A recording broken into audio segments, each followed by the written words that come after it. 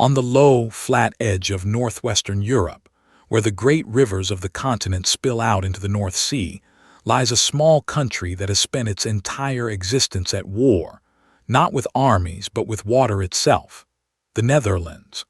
Home to around 18 million people, it is one of the most densely populated nations anywhere on Earth, with a full quarter of its land lying below sea level.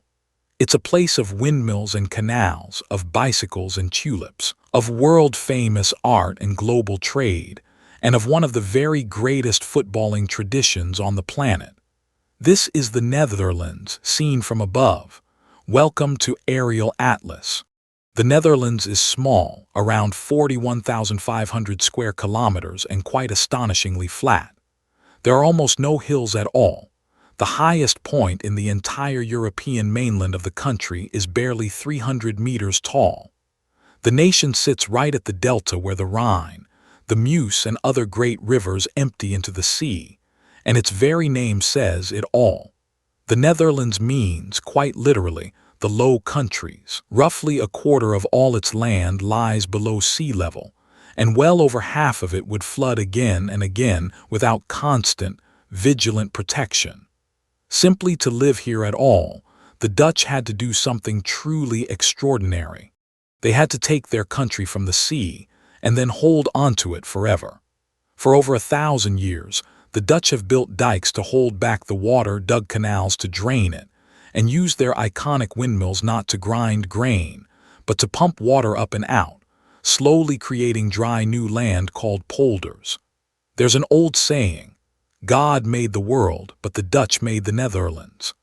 After a catastrophic flood in 1953 killed nearly 2,000 people, they built the Delta Works, a colossal system of movable storm barriers now considered one of the 7 wonders of the modern engineering world. They have even raised entire new provinces, like Flevoland, straight up out of the sea. This same relentless, seafaring drive also made the Netherlands one of history's truly great trading powers. In the 1600s, the Dutch Golden Age, this tiny nation built a sprawling global empire and grew fabulously, almost unimaginably rich. Its merchants founded the Dutch East India Company, often called the world's first true multinational corporation, and with it, one of the world's first stock exchanges in Amsterdam. It was an age of staggering wealth, ambition, and global reach. But also, it must be said clearly, an age of slavery and colonial exploitation, a darker legacy that the Netherlands is still openly reckoning with today. That same golden age also produced an absolute explosion of breathtaking art. This was the country of the Dutch masters, of Rembrandt and his dramatic play of light and shadow, of Vermeer and his quiet, luminous interiors, of Frans Hals and his lively, laughing portraits. 2 centuries later came Vincent van Gogh, perhaps the most beloved and most tragic painter who has ever lived. Today, world-class museums like the Rijksmuseum and the Van Gogh Museum draw many millions of visitors each year, making this very small nation an outright giant in the entire history of Western art. And nowhere captures the Dutch spirit quite like the capital, Amsterdam. Its famous ring of canals, dug in that same golden age and now a UNESCO World Heritage Site, is lined with tall, narrow, gabled merchant houses leaning together at impossible angles. The whole city moves on 2 wheels.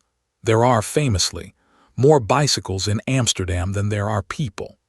It was here that a young girl named Anne Frank hid and wrote her diary during the Second World War, and Amsterdam has long been a beacon of Dutch tolerance. The Netherlands was the very first country in the entire world to legalize same-sex marriage, all the way back in 2001. That deep openness runs right through the whole of Dutch society.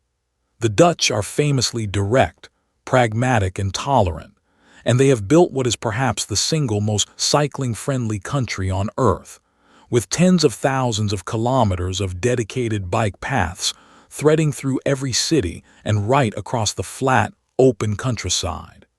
It is a nation that consistently ranks among the happiest, healthiest, tallest, and most prosperous in the entire world. A quietly remarkable achievement for a small, crowded country that was reclaimed, quite literally, from beneath the waves. Beyond Amsterdam, each great Dutch city plays its own distinct role. Rotterdam, almost entirely flattened by bombing in the Second World War, boldly rebuilt itself with daring, futuristic modern architecture, and is today home to the largest seaport in all of Europe. A vast, ceaseless gateway for goods flowing to and from the entire continent. The Hague is the seat of the Dutch government and a global capital of international law, hosting the International Court of Justice.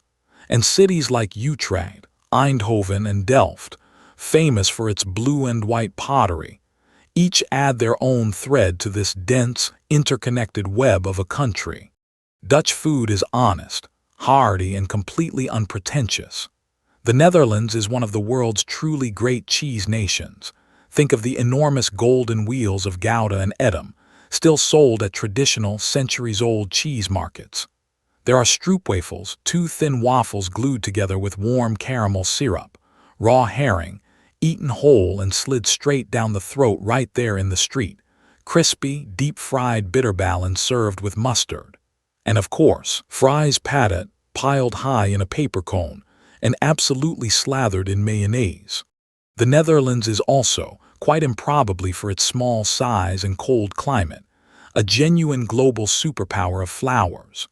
Tulips, brought over from the Ottoman world centuries ago, once sparked history's very first great financial bubble, tulip mania, when single rare bulbs sold for the price of grand canal houses.